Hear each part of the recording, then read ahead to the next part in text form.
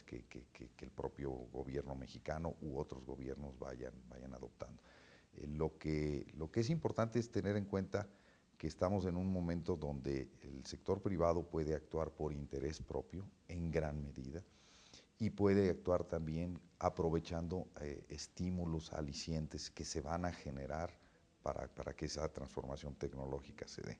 Estamos hablando particularmente del crecimiento potencial grande que tienen los mercados de carbono y para ello requerimos cerrar la negociación en Cancún. Los mercados reaccionan al nivel de ambición en las reducciones de emisiones de los países desarrollados y lamentablemente ese es uno de los capítulos pendientes de Copenhague. El nivel de ambición en Copenhague sigue siendo muy inferior a los mínimos que habíamos identificado, que oscilaban entre el 25 y el 40% de reducción con respecto a los niveles de 1990. Hoy no estamos siquiera cerca del 20% de reducción y es importante que eso cambie. Y le repito, con un nivel de ambición de parte de los países desarrollados más ambicioso, más alto, los mercados en sí podrán operar en mayor proporción y con eso se pueden realizar una serie de acciones de reconversión con estímulos y no por la vía de imposición. El día de ayer inauguraron una red de científicos que van a monitorear los índices que afectan el cambio climático. Son 50 científicos alrededor de México, es una colaboración de la Embajada Británica con la Ibero de Puebla, el Servicio Meteorológico Nacional y también el Instituto Nacional de Ecología. Aparentemente, bueno, lo que se trata es de generar datos confiables que se puedan entregar no solo al gobierno, sino a la iniciativa privada. Y había alguien que decía, uno de los críticos ahí dentro del evento decía que el cambio climático era una falacia, algo inventado. ¿Qué argumento se le puede dar a este tipo de opinión que cada vez menor quizá, porque ahora ya se ha institucionalizado, pero que todavía existe? Yo creo que no hay ninguna duda de cuando se habla sobre todo el cambio climático con una visión científica y es justamente lo que Naciones Unidas y el gobierno mexicano de manera perfectamente coincidente han venido sosteniendo. Es a partir de información científica que se deben tomar las decisiones y no de especulación o de impresiones que pudieran tener en algún momento dado una mayor fuerza, pero no necesariamente la continuidad en el tiempo. De hecho, hemos planteado que las negociaciones, los niveles, las metas, el nivel de ambición, deben poderse ajustar de manera periódica conforme se vaya conociendo más información científica. Pero lo que no nos queda ninguna duda es que sus efectos ya son reales e inevitables. No se trata de ciclos que puedan revertirse, sino se trata de una constante que al paso que vamos nos va a llevar a un incremento de la temperatura promedio de cerca del 2% si actuamos. Si no actuamos podría ser incluso superior a eso. Creo que la labor que ha hecho Naciones Unidas en materia científica, el IPCC en particular, independientemente de que haya habido algunas críticas recientes por detalles metodológicos mínimos, es muy importante. Y de ahí que yo vea con muy buenos ojos esta iniciativa de llevar un monitoreo a nivel nacional. México se ha caracterizado por ser uno de los países que mejor información tiene. Somos el único país que ha tenido la capacidad, país en desarrollo, que ha tenido la capacidad de presentar ahora cuatro comunicaciones nacionales, que son el mecanismo a través del cual el gobierno reporta el monitoreo que hace sobre las emisiones y sobre las acciones para combatir el cambio climático y desde luego pues de una buena medición, de un buen inventario de emisiones en México se pueden derivar las mejores políticas y la urgencia de esas medidas, de esas políticas, priorizar los costos de algunas acciones de mitigación, etcétera, sin el conocimiento de las emisiones, de dónde provienen, de cómo se pueden en un momento dado lograr mayores resultados con menores recursos tecnológicos o presupuestales, en términos de mayores volúmenes de toneladas evitadas, es muy difícil combatir el cambio climático. En México, ¿cuáles son las prioridades del gobierno mexicano agenda para establecer estas circunstancias apropiadas para la industria del sector privado. ¿Qué, qué, qué más? Entiendo que México ya está haciendo compromisos importantes a nivel internacional.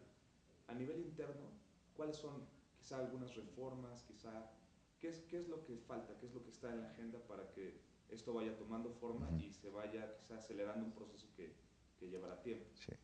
Bueno, el gobierno federal ha venido trabajando de manera paralela en el terreno interno propiamente y el externo, y estamos buscando justamente que nuestras acciones a nivel internacional se apoyen en lo que estamos haciendo a nivel nacional y viceversa, que sea una relación virtuosa entre el nivel de actividad diplomática y la generación de iniciativas nacionales. Están desde luego el PEC, el Programa Especial de Cambio Climático, que da la base para las acciones de aquí al término de la administración del presidente Calderón. Están las metas de mediano plazo que mencionábamos del 2020 y está también en la Cámara una iniciativa sobre una nueva ley de cambio climático impulsada por el senador Alberto Cárdenas. Esos yo creo que son ejemplos concretos de acciones a nivel nacional que desde luego se reproducen o se replican con acciones a nivel estatal. Son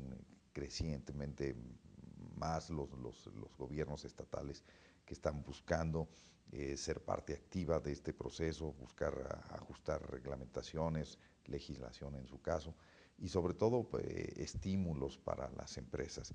Yo creo que este es un esfuerzo que el gobierno no puede hacer solo, es un esfuerzo que tiene que hacer de manera conjunta con el sector privado. Si el sector privado no forma parte de este esfuerzo por la vía constructiva, por la vía de sumarse a los esfuerzos del gobierno federal, tarde o temprano lo va a tener que hacer por la vía de las restricciones comerciales que se le van a ir imponiendo, por las dificultades, por los costos de la energía, etcétera. Yo creo que está en el interés de ambos hacerlo a tiempo y hacerlo bien, hacerlo de una manera que le permita a la industria ir haciendo esta transformación de acuerdo a sus capacidades financieras, tecnológicas, de acuerdo a su situación en el mercado. Estamos a tiempo de actuar, están las herramientas o sobre la mesa o por ponerse sobre la mesa, en algunos casos todavía en construcción. Yo creo que hay todo el espacio para el diálogo. Un detalle que es importante es señalar que en el proceso de preparación de la conferencia de este año, el gobierno está desarrollando actividades no solo a nivel diplomático, no solo de negociaciones entre gobiernos, sino precisamente con muchos de los sectores involucrados, el sector privado, uno de ellos, las organizaciones no gubernamentales, los gobiernos locales, los legislativos de distintos países. Estamos copatrocinando o auspiciando o participando en reuniones del sector privado donde se están haciendo análisis detallados de las opciones que se les presentan a ellos como interesados en el problema por lo que implica a sus propias empresas, pero también conscientes de que son parte de la solución, que los volúmenes de financiamiento que se van a requerir no pueden provenir exclusivamente de fondos públicos, que seguramente los mercados van a tener un papel importante en la financiación de esta transformación tecnológica, y de ahí que esa relación es una relación que puede ser muy constructiva, donde el Estado reciba del sector privado una serie de sugerencias o de recomendaciones de cómo lograr justamente el estímulo que requiere la economía para transitar hacia niveles de consumo mucho menores de carbón y de manera más congruente con las prioridades de desarrollo nacional.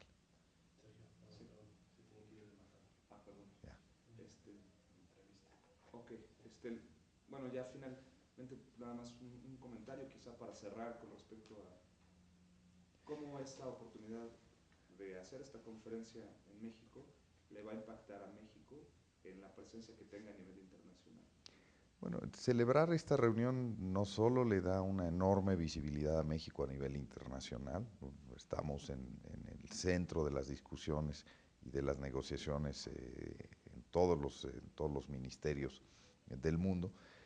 Esperamos una participación de cerca de 15,000 a 20,000 gentes en la reunión. Esto da una idea del tamaño del evento. Pero ¿cómo impacta a México? Yo diría más en términos de la preparación del evento, de la concientización que pueda esto generar, del interés que pueda despertar, desde las escuelas primarias hasta los sindicatos, las empresas, el público en general, concientizarse sobre el peligro, la gravedad de este problema, sería la mayor ganancia de México en este proceso. Desde luego, si tenemos ese nivel de participación, si tenemos esa visibilidad internacional, creo que también el gobierno la debe de aprovechar para compartir experiencias con otros países, para transmitir lo que se está haciendo. Tenemos mucho que hacer, pero también tenemos mucho que aportar. Esta posición estratégica de México, de país de desarrollo medio, si usted quiere, de encontrarnos en una posición donde compartimos preocupaciones tanto de países en desarrollo como de países desarrollados, que tenemos tanto una empresa fuerte, competitiva a nivel internacional, como una micro y pequeña empresa que también forma parte fundamental de la economía, son los elementos que nos hacen ver que la reunión en Cancún puede ser un éxito para todos. Muchas gracias, embajador. Gracias a ustedes. Sí, perdón, se me fue el tiempo.